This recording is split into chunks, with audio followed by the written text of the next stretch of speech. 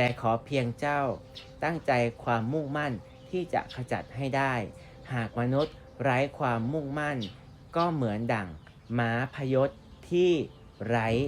บังเหียนดั่งเรือที่ไร้หางเสือขอถามหน่อยว่าความมุ่งมั่นแห่งการปกโปรดฉุดช่วยในยุคไปหยางเป็นอย่างไรใช่หรือไม่ว่าพวกเจ้ามีความมุ่งมั่นไป